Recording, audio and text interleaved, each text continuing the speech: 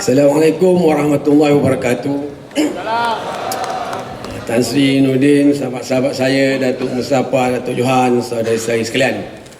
Pertama, terima kasih kerana penganjur jemput saya. Saya pun tak tahu pasal apa saya dijemput. Tapi namun demikian, terima kasih lah. Tajuk kita punya simposium dah diterang oleh dua-dua ni. Dan saya pun tak ada nak nerang banyak. Saya nak terang apa cabaran. Cabaran yang nak kita hadapi sekarang ialah dan akan datang, nak melahirkan Melayu yang sedar dia tu Melayu. Ini yang penting. Kadang ada orang Melayu dia tak perasan dia Melayu. Ada Melayu dia dah berjaya dia tak jadi Melayu. Dah ada pula sebut liberal Melayu. Dah siapa ngajar saya pun tak tahu. Ini cabaran. Macam mana kita nak hadapi orang ni? Kalau orang Melayu tak sedar dia Melayu, tak mahu nak ngaku atau bangga dia jadi orang Melayu, nak jadi Arab tak dapat. Rupanya tak ada rupa Arab. Macam saya nampak macam Melayu tulen, macam Datuk Mustafa pun tentu macam Melayu tulen. Rupa wajah-wajah lah. Ini sedang kita hadapi. Kalau kita tak dapat lahirkan sama ada pemimpin ataupun orang Melayu yang tak sedar dia Melayu, tak faham soal Melayu, bagaimana nak maju Melayu, macam mana nak bantu Melayu, dan lebih penting macam mana nak menyelamatkan Melayu, itulah cabaran yang akan kita hadapi sekarang dan masa akan datang. Gagal kita atas ini, habis. Walaupun Datuk Johan sebut, Datuk Mustafa sebut dia tak takut dan sebagainya, yalah, bunyinya tak takut lah. Tetapi kadang-kadang berlaku. Kita nak kata kita memang kita akui teras pimpinan hari ini, walaupun disebabkan datang adalah Melayu. Tetapi kita tak mahu Melayu jadi tonggangan pada orang lain. Ini yang kita tak mahu. Dapat jawatan tak apa hari dah lintang pukang, tak perasan, seronok di kompang. Mau dapat pegang jawatan seronok kempang, kelang kabut, buat macam-macam. Macam mana kita nak bergantung? Macam mana kita tak cemas? Macam mana kita tak takut? Kita rasa khawatir. Kita tak mahu ada orang Melayu dapat jadi pemimpin tetapi ditonggangi mengikut tunjuk orang. Ini yang kita takut. Dia jadi macam seperti kerbau ditarik hidung. Ikut je. Sebab apa? Nak mempertahankan kedudukan. Ini yang paling berbahaya. Kalau kita dapat atasi perkara ini, insya-Allah, dari segi kejayaan bangsa Melayu, memang kita akui, semua orang merasa nikmat.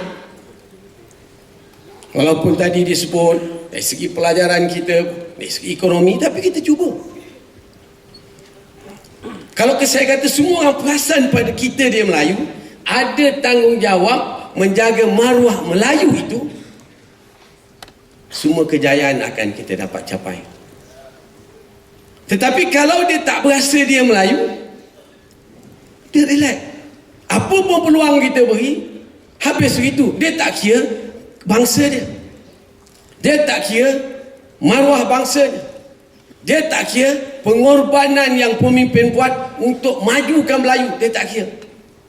Sebab dia tak terasa dia Melayu dan dia tak sayang pada bangsa dia, walaupun dari segi hati cakap sayang, perbuatannya tidak sayang pada Melayu. Saya kira kalau kita kata kepimpinan memang Melayu betul, tadi siapa nak soal? Rakan-rakan kita orang bukan Melayu dia pun setuju. Tapi yang mengada-ngada ni Melayu nak dapat sokongan, pergi buka lah macam-macam buka dia buka ni. Bila dah dikangkang luas-luas, orang pun masuk. Ini masalah. Ini masalah ni. Bila kita buat perbuatan macam ini, ada Melayu yang tak sedari.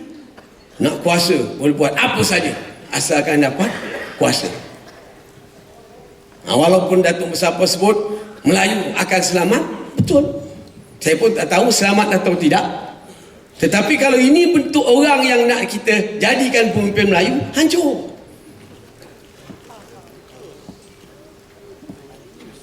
Tok Johan kata tadi, hang tua kata Melayu takkan hilang dunia. Betul lah. Melayu takkan hilang di dunia.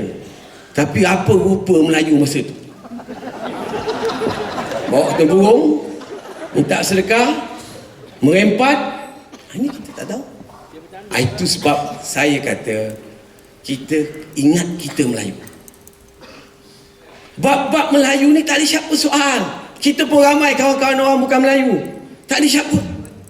152, 153 tak ada siapa nak bising. Semua orang tahu. Itu memang tak tercatat.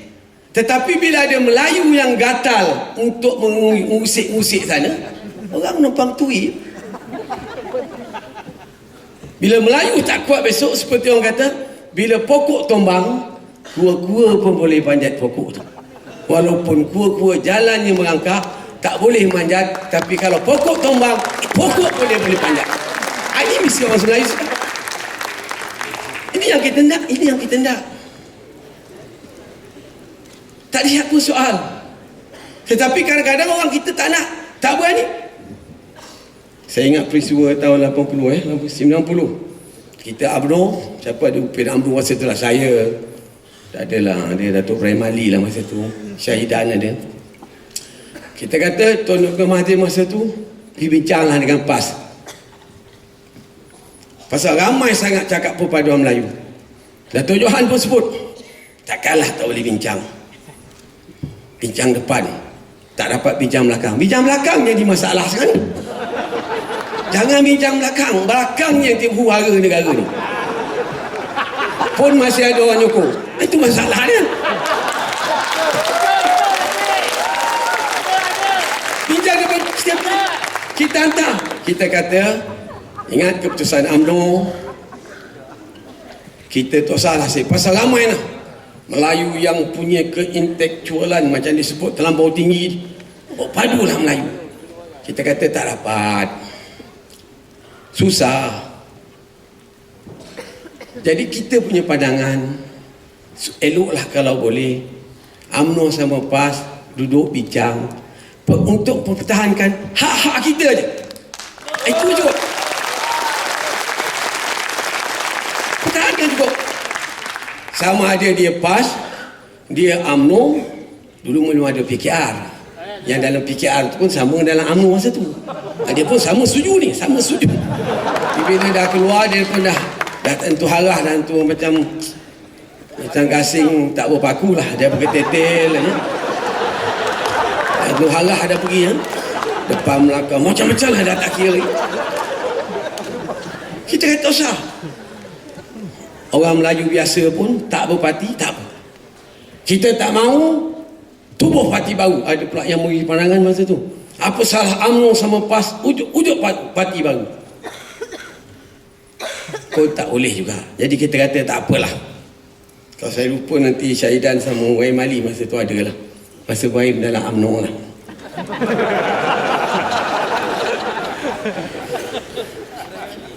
Jadi kita kata tak payah, UMNO tak payah bubar, PAS tak payah bubar. Orang PAS tak usah masuk UMNO, orang UMNO tak masuk PAS, tak usah parti baru. Bincang supaya sesiapa saja mempersoalkan perkara-perkara yang dalam perlembagaan, tak kira UMNO, tak kira PAS, tak berparti, sama-sama pertahankan hak itu. Jawapan PAS, letih, tak ada keputusan. Pasal apa kita buat itu? Kalau kita masih ingat, dulu kita nak ada debat ya, antara UMNO dengan PAS. Sebelum tu ada debat.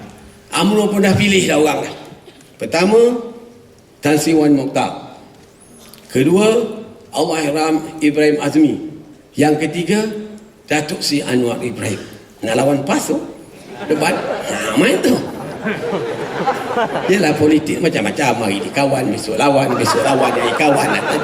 Itu soal lain lah. Itu lain tu soal. PAS saya lupa dah debat tu. Saya ingat masa tu Datuk Seri Anwar Menteri Pelajaran lah datang ke Negeri Sembilan. Dia kata sama saya nak pergi Palung 3 ni. Palung 3 tu Felda lah. Negeri Sembilan tu banyak Felda. Tu sebab saya dipilih. Jadi sebab negeri saya banyak Felda. Yang bising ni pasal dia tak ada Felda. Itu lah lain, itu lain lah. Dia pun tak tahu apa Felda tu. Jadi hijab warna pun dalam tu kita macam-macam tip. Kata apa ni Syekh, ini masa Presiden Habib mula tip ni nak dengar balik pasal nak debat dengan PAS. Betul-betul nak buat live. Saya ingat musyarat persidangan Raja-Raja Melayu kata saya masih tu Mufti Besar Negeri Sembilan. Raja-Raja berpendapat jangan adakan debat, nanti Melayu dan Islam akan berpecah. Tak jadi. Walaupun ada kata orang UMNO takut masing-masing, itu tafsir masing-masing lah. Tapi itu pandangan Majlis Raja kan. Selang beberapa tahun ini pandangan kita. Kau sampai masa Tan Sri beritahu saya, pasal saya ni jarang ucap 15 minit. Tak ada, jarang ucap 15 minit ni. Ni pun dalam 4 minit. Jam saya baru. Sekali kita nak kena tallykan dengan pengusi sama panel ni jam setengah. Jadi saya nak sebut ni, kita debat itu kita dah tak jadi, kita nak buat ini. Kita nak bincang ini aja. Kalau sampai sekarang ni pun kita boleh buat, cukup lah. Kalau yang disebut nak berpadu Melayu 100% ni, tak adalah, tak ada. Tuan-tuan percayalah kat saya ni. Itu salah. Kalau kita cantumkan UMNO semua PAS, akan ada kepala Melayu lain akan tumbuh satu parti. Kat manusia kan begitu. Dia bukan ada parti sangat, tapi dia syok nak jadi ketua, dia baru tumbuh parti. Kalau tuan saudara teragak je besar ada 10 orang daftar, tebul lah. Parti baru, botol umpama, okey. Botol training. Jadi ini yang kita nak hadap. Ya, kalau kita boleh pertahan itu cukup. Saya fikir itu aja. Tak ada masalah. Kita pertahankan hak kita, tak ada siapa marah. Orang tengok, saya ramai kawan tengok kawan saya. Dia kata tak ada hal. Kita tak ada kacau ni hal. Pasal kita hidup aman. Orang India pun tak bising. Yang hak kena perlembagaan. Dan dia pun ada hak dalam perlembagaan. Yang usik hak dia. Ini saja yang kita nak cakap.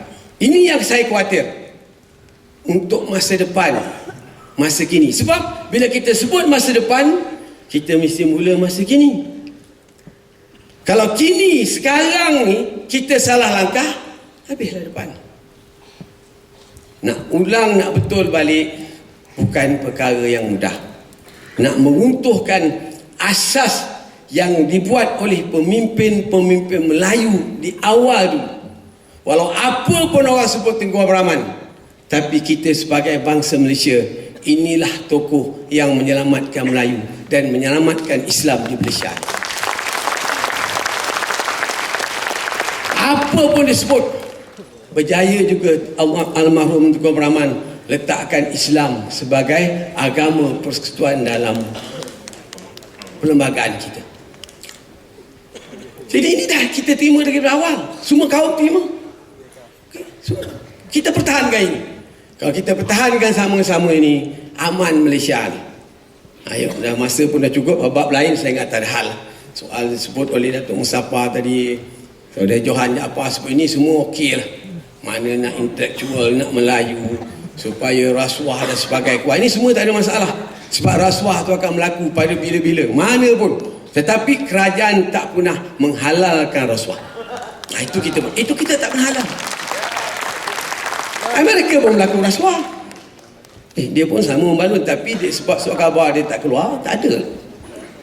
Tempat lain, England pun, negara lain pun berlaku. Tetapi kita masih dalam keadaan yang terkawal. Kalau buruk sangatlah rasuah di Malaysia, taklah tuan-tuan saudara hidup macam ni. Hancur Malaysia. Hancur. Habis. Kalau buruk sangat. Tetapi usaha untuk mencegahkannya itu mesti dibuat. Seperti yang disebut oleh rakan-rakan. Habis dah tu terima kasih. Jadi habis. Saya ni pun kadang patuh juga. Sekali lagi terima kasih lah. Assalamualaikum warahmatullahi wabarakatuh.